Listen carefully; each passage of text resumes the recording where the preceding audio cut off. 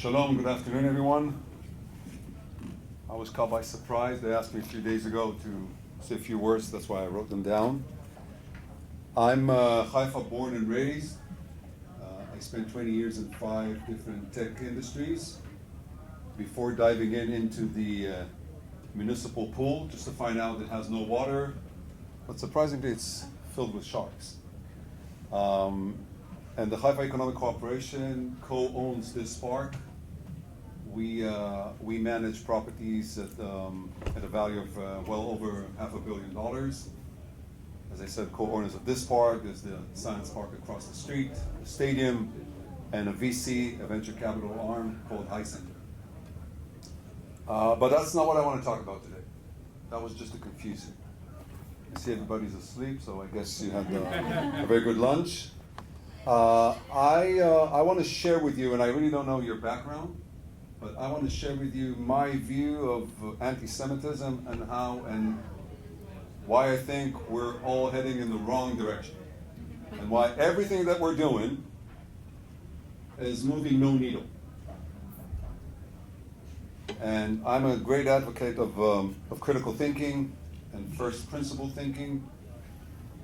And when I look at anti-Semitism, I always ask myself, what is the source? I'm not sure there's one source for anti-Semitism, but if you look at the Jewish people, very successful, keeps to itself, and makes it very hard for others to join, which is a great basis for someone to hate, right? If you envy, if you jealous them, then you'll explain how they ruined the world, they killed Jesus, blah, blah, blah, and any other reason just to explain why they should be hated. But if you look at the Jewish people, I think there are 2 axioms that we need to focus on. The first one is that we, as Jews, we need to survive. Okay, this sounds trivial, right? Almost any living organism is looking to survive, unless you're severely depressed. But notice this, we're talking about survival. We're not even talking about flourishing, just survival. So that's one axiom. The other one is that we need to keep, come in, it's fine. We need to keep to ourselves, segregated, closed community, non-missionary. Okay? Now think about these 2 axioms. They contradict. They contradict completely. If you want to survive, if you want to grow, you cannot stay small.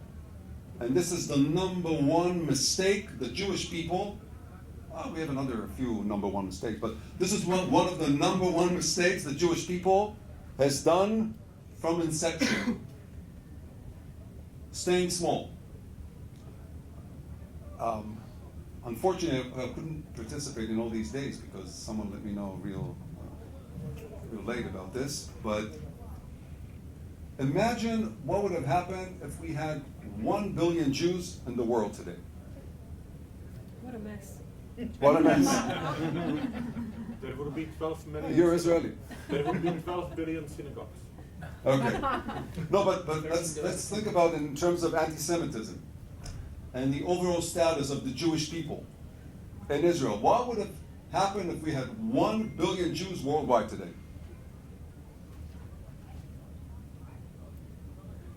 It's a theoretical question, so obviously it's opinionated. I mean, it's based on opinions, it's not evidence-based. But I think that our status would have been much better. It's very hard to hate and to attack such a big minority. If you look at Muslims, they account for more than 2 billion people, some of which are responsible for some of the most horrific acts in the recent history I'm talking about, right? Like 9/11, the Bataclan Club in France, and so on. Yet, you don't see the size of hatred towards Muslims as you see towards Jews. And my argument is that a significant part has to do with the size of the population. It's numbers, okay?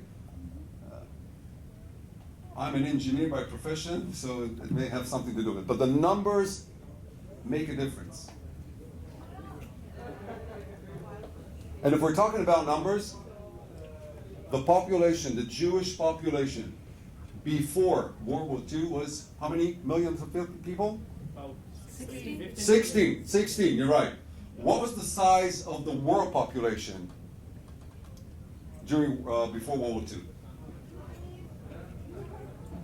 I'll give you a hint, it's in the billions.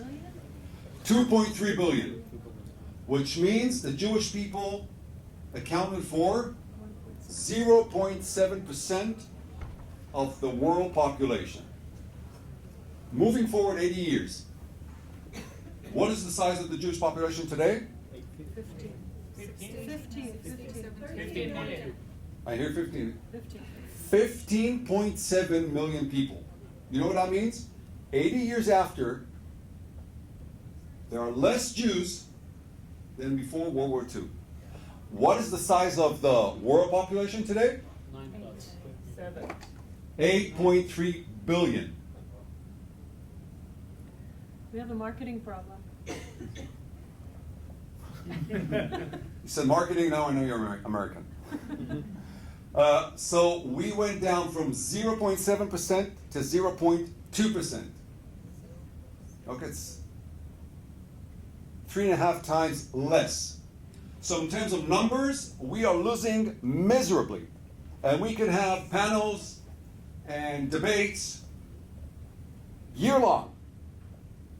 We will not move any needle.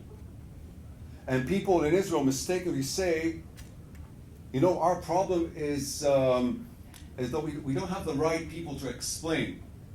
We don't have the right spokesman. And I'm saying, listen, you could have Brad Pitt, you know, talking on behalf of Israel, whoever you want. It's a game of numbers. It's a game of numbers. And what magnified, what increased the amplitude of all of this are two things. One of the most horrific developments in human history, and of course I'm referring to social media. Social media. One of the worst things that ever happened in human history. Worst. Agreed. Why is that? Well, just look at the results. Just look at the results.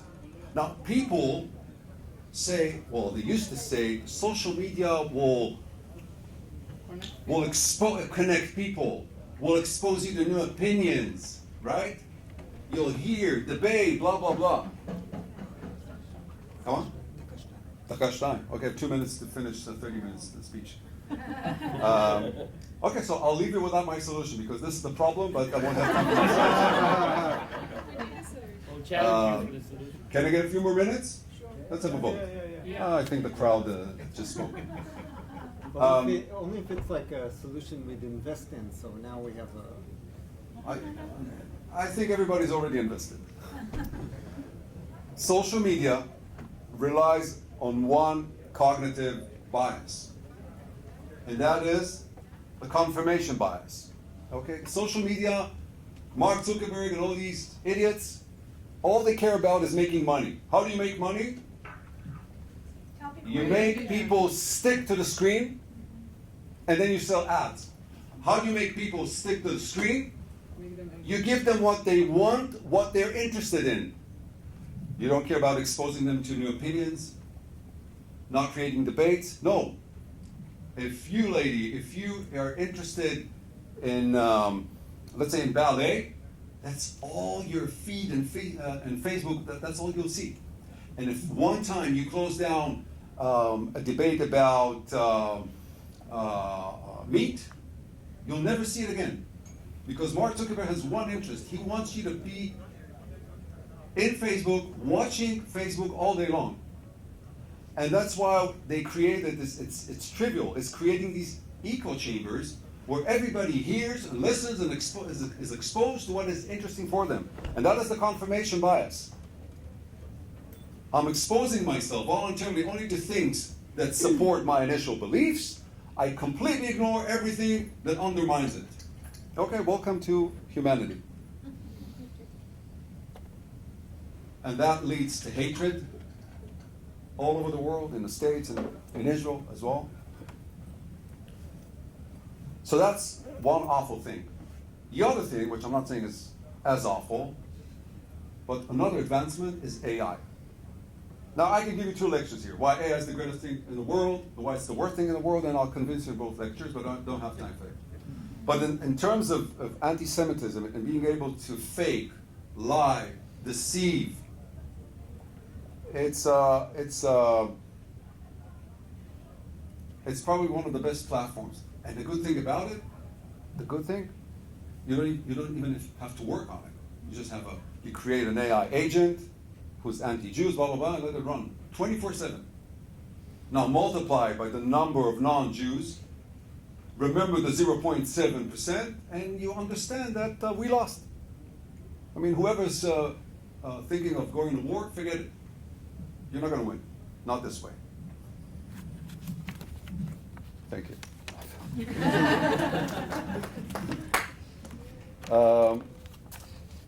you state in one line just the solution? Yeah.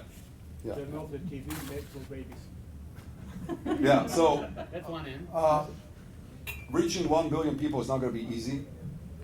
There are a few researches that were conducted and showed that if you're able to convince or get on board between 3.5% to 5% of a given population, you can drive a change, political change, a social change. If you look at the most influential countries in the world, United States, Canada, Australia, Germany, France, Italy, Qatar, yes, of course, and Israel, and you multiply this 3.5% to 5% by the number of people in these countries, you reach around 22 million people that could serve as a critical mass for a change. And I'm in the business of moving the needle. Okay, I'm not interested, I'm not looking to offend anyone, but I'm not looking to panels and just academic discussions. That's for the academia people, not for us. We're actually trying to make a change. And I think, and here's the beginning of the solution, because it's a huge thing. By the way, you know, I was saying that for every complicated problem, there's a simple, elegant, and completely wrong solution. So I don't have any simple solution, but I have a tough solution. If you look at the Western world today, it suffers from, people are suffering from loneliness. You know, it's all about money, it's all about how I look. It's a lack of community, and some other things. If you look at the Jewish heritage, and I'm not talking about religion, I'm talking about, I would say, the mentality, the values. I think the Jewish heritage has a great value proposition for these kind of people. It's a heritage of family, of values, of learning, of helping each other, and more. And I think that the solution starts with starting to build a community in one of the first countries, in the first place, that is meant not for Jews, but for non-Jews. And not to try to convert them to Judaism, but to bring them closer and create value for them on the basis of the Jewish value proposition. So you solve a problem for them by our value proposition, and you make them at least friends of the Jewish community or the Jewish people. Some of them would like to become more involved so they can become allies of the Jewish people. And on, and if some of them are completely crazy and want to convert, hell, we'll convert them as well.